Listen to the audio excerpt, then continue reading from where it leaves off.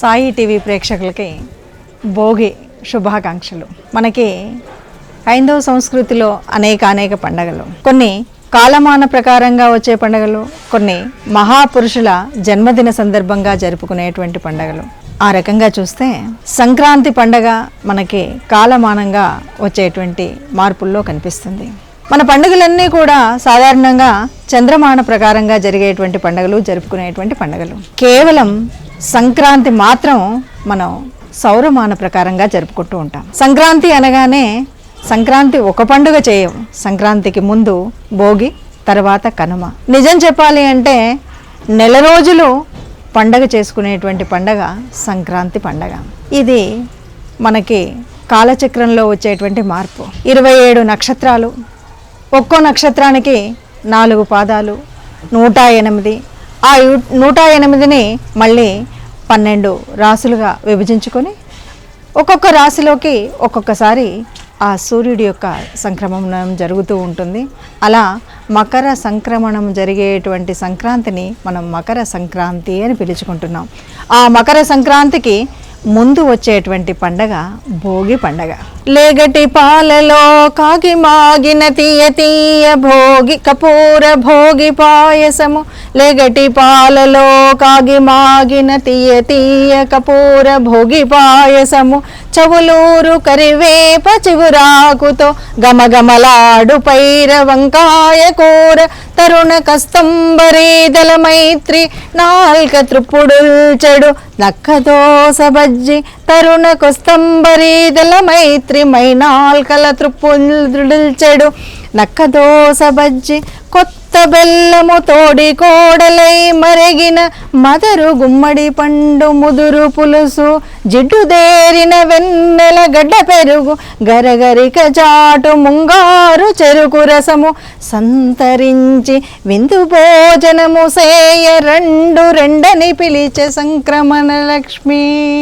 ఇదంతా కూడా మన పల్లెల్లో సంక్రాంతి నాటికి వచ్చేటువంటి కొత్త కూరగాయలు, అప్పుడే చిన్ని దూడలతో ఉన్నటువంటి గోసంతతి, వీటన్నింటినీ కూడా వినియోగించుకొని ఆ పరమాత్మకు ఆ లేగటి పాలలో కాగినటువంటి ఆ తీయని కర్పూరపు భోగి పాయాసాన్ని సమర్పించేటువంటి తీరంతా కూడా మనకు ఈ పద్యంలో కనిపిస్తుంది. అద్భుతమైనటువంటి మన పల్లె వాతావరణం, ఆ పల్లెల్లో ఉండేటువంటి అన్ని రకాలైనటువంటి పంట. అందుకే ధాన్యలక్ష్మి ఇంటికి చేరేటువంటి పండగ కనుక మనం అంతా కూడా ధాన్యరాశికి చేసేటువంటి పండగ, ధాన్యలక్ష్మిని ఆహ్వానించేటువంటి పండగ. ప్రజలందరూ కూడా ఆ ధాన్యంతో వ్యవసాయక దేశమైనటువంటి ఈ భారతదేశంలో ప్రతి ఒక్కరూ కూడా ఏ పంటనైతే, ఏ భూమాతనైతే నమ్ముకున్నారో అందుకే ఆ భూమాతని అలంకరించుకొని ఆనందపడేటువంటి పండగ ఈ భోగి పండగ. భోగి అనగానే సంక్రాంతి పండగలో ఎటు చూసినా వైష్ణవ ఆలయాల నిండుగా మనకి కనిపిస్తూ ఉంటాయి. ప్రతి ఆలయంలో కూడా తిరుప్పావైతో పాటు ఎంతోమంది ముత్తైదోలు శ్రీవతాన్ని చేస్తూ ఆనందంగా గడిపేటువంటి రోజులు. ఈ నెల రోజులు చేసి చివరిగా ఆ తల్లి పరమాత్మలో లీనమయ్యేటువంటి కథనం అద్భుతమైనటువంటిది. మనకు తెలుసు, విష్ణు చిత్తుడు ఒక పరమ భక్తుడు. విష్ణువు ఆలయంలో, ఆ శ్రీరంగనాథుడి ఆలయంలో నిత్యం పూజ చేస్తూ ఉన్నటువంటి వాడు అమ్మవారు తనకి కుమార్తెగా జన్మించిందని ఆనందపడేటువంటి సంఘటనే ఈ భోగి పండగ మనకు కనిపిస్తుంది. ఆయనకు లేక కలిగినటువంటి ఆ కుమార్తె ఎప్పుడూ నిరంతరము స్వామి ధ్యానంలో ఉండేది. అయితే ఆ పరమాత్మ కోసం, ఆ పెరమాళ్ళ కోసం ప్రతినిత్యం తాను అల్లేటువంటి ఆ పూల మాలలో ఆ తల్లి ప్రతినిత్యం తండ్రి అల్లినటువంటి ఆ పూల మాలని తాను ఒకసారి అలంకరించుకొని ఆనందపడేది. ఇది తెలియకుండా జరుగుతున్నటువంటి సమయం. కానీ ఓనాడు ఆ దండలో కుమార్తె యొక్క వెంట్రుకను చూసినటువంటి అతడు చాలా బాధపడ్డాడు. కుమార్తెను దుర్భాషలాడాడు. ఎందుకు ఈ తప్పు చేశావన్నాడు. తనకి ప్రాయచిత్తం లేదనుకున్నాడు.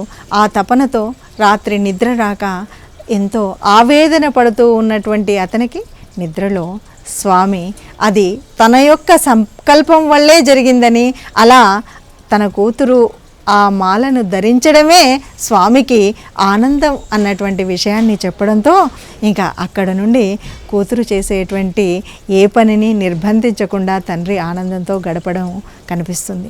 మరి ఆ తల్లి తర్వాతి కాలంలో ఆ స్వామినే తాను వివాహం చేసుకుంటానడం, తండ్రి కూడా ఇక తప్పనిసరి పరిస్థితులలో కూతురుని ఆ స్వామికి ఇచ్చి కళ్యాణం చేయడం మనకు కనిపిస్తుంది. అదే మనం భోగి రోజు చేసేటువంటి అమ్మవారి కళ్యాణం. ఆ తర్వాత ఆ తల్లి పరమాత్మలో లీనమవ్వడం మనకు తెలుస్తుంది. ఇది ఒక అద్భుతమైనటువంటి ఘట్టం.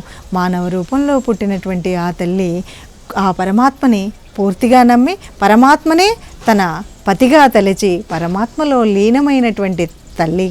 అదే ఈ భోగి యొక్క పండగ యొక్క విశిష్టత, విశేషణమైనటువంటి లక్షణం. పండగ ముందు భోగి రోజు మనం ఏ రకంగా మన విధి విధానాలు చేస్తాము అంటే, భోగి అనగానే కొన్ని చోట్ల దీన్ని పీడ పండగ అనేటువంటి ఆచారము ఉంది. కొన్ని చోట్ల పండగకి ముందు వచ్చేటువంటి పండగగా భోగిగా మనం ఉత్సవాన్ని చేసుకుంటూ ఉంటాం. తెల్లవారక ముందే ఇంకా ఆ తొలి మబ్బు బీడక ముందు ఉదయాన్నే ఈ నెల రోజుల పండుగగా చెప్పుకుంటూ ముంగుళ్ళు వేసుకుంటున్నటువంటి ఈ పండగ సంప్రదాయంలో గొబ్బెమ్మలు పెట్టడం ఓ ఆచారం. ఆ పెట్టినటువంటి గొబ్బెమ్మలన్నింటినీ పిడకలుగా చేసి తొలి మబ్బు బీడక ముందు ఉదయాన్నే ఆ పిడకలన్నీ పేర్చి భోగి మంటలు వేయడం అనేటువంటిది ఒక సంప్రదాయం. ఆ భోగి మంటల్లో గత సంవత్సరం వాడకుండా ఉన్నటువంటి పాత వస్తువులన్నింటినీ అందులో వేసి పీడ వదిలింది అని చెప్పడం. ఈ భోగి మంటల పైనే నీటిని కాచి ఆ నీటిని అభ్యంగన స్నానం చేయడానికి, పిల్లలందరికీ చేయించడానికి వినియోగించడం ఇది కొన్ని ప్రాంతాల్లో కనిపిస్తుంది. ముఖ్యంగా ఆంధ్ర ప్రాంతంలో కనిపించేటువంటి ఈ నేపథ్యంలో ఈ భోగి మంటలు వేయడం కూడా చాలా వరకు ఊరి మధ్య భాగంలో ఎక్కడైతే దేవాలయాలు ఊరి మధ్యలో ఉంటాయో అక్కడ ఈ భోగి మంటలంతా వేసి వీధి అందరూ కూడా అక్కడే ఆ నీటిని కాచి స్నానం చేయడం అన్నది, స్నానాలకి తీసుకువెళ్ళడం అన్నటువంటిది ఒక ఆచారం కనిపిస్తుంది. ఈ భోగి స్నానాలు చేయించడం, తర్వాత ఉదయాన్నే అన్ని చోట్ల ప్రతి ముంగిట ముత్యాల్లాంటి ముగ్గులు వేయడం కనిపిస్తే గొబ్బిళ్ళు పెట్టడం, తర్వాత భోగి పాయసం వండడం, సాయంకాలం పిల్లలకి భోగి పళ్ళు వేయడం, ఇది ఆ రోజు మనకు కనిపించేటువంటి విధానం.